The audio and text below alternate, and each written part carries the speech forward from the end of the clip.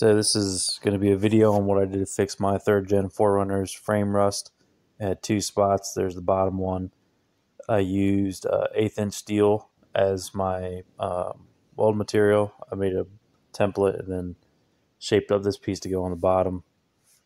Then you can see the top piece there. That's a triangle piece on the outside.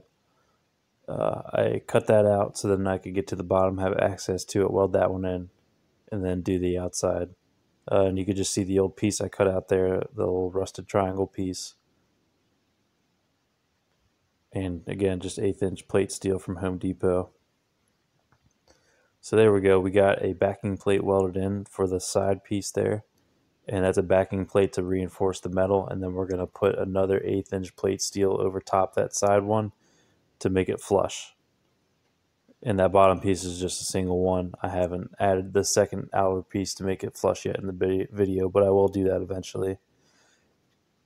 You can see I got the outer piece tacked in, and then I finished butt welding it, and this is the finished product. Didn't take too long. Used a Chinese welder. Comment any questions you have, and thanks for watching.